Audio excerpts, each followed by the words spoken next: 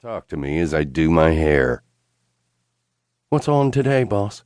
Nikki asks as she tightens my tie. "Business stuff."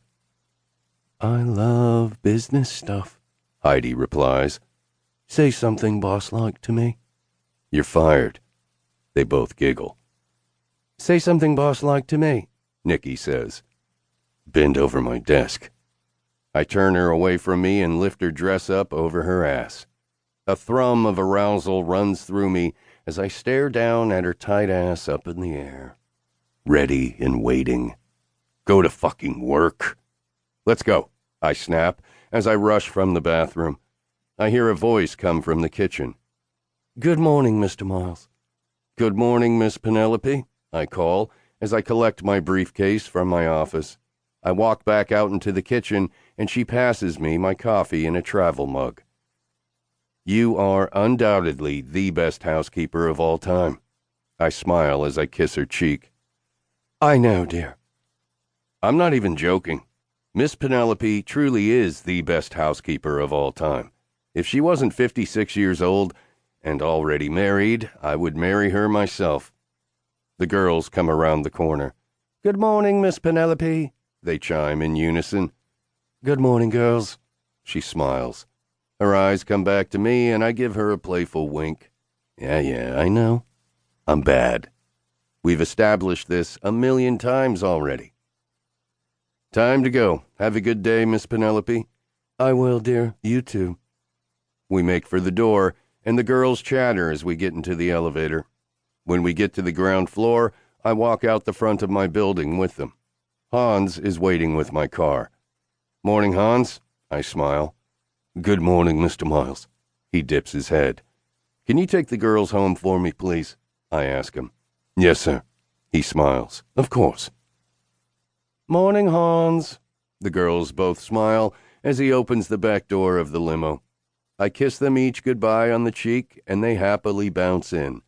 I watch the limo pull out and walk back into my building and take the elevator down to the basement. I get into my black Porsche and pull out of the parking lot and into the long line of cars. Ugh. London traffic. Is there anything worse? 3 hours later.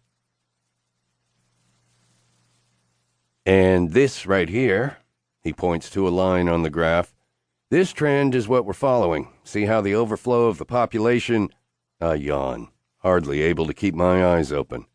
"Are we keeping you awake, Christopher?" Jameson barks. "You are, actually." I clear my throat to stop myself rolling my eyes. "Sorry." I apologize. 2 of my brothers, Jameson and Tristan, are here in London to meet with Elliot and me for our quarterly board meeting. The shit we have to talk about is seriously boring. Jameson begins to speak again and goes on in great detail about some spiraling trend, and I yawn again. Jameson glares at me. "Sorry," I mouth, trying not to interrupt him again. "For fuck's sake, focus." I can hardly keep my eyes open. I glance at my watch. "How long is this meeting going to go for?" Elliot begins to talk. "I've been watching the outcomes on this, and I've found—" He goes on, and on, and on. I yawn again. "Will you cut it out?" Tristan snaps. "You are not the only person in the room who's fucking tired."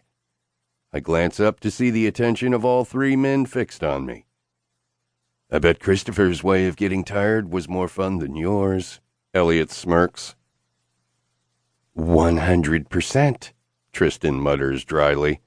"I slept on the floor while the kids slept in my fucking bed." "Why?" Jameson frowns. "The girls have decided that they don't want to sleep anywhere but in their bedrooms at home." He fakes a smile. "Traveling is so much fun these days." "More fool you."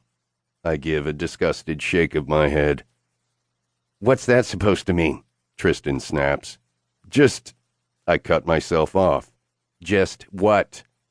"Just that I thought you were the parent," I reply casually as I sip my water.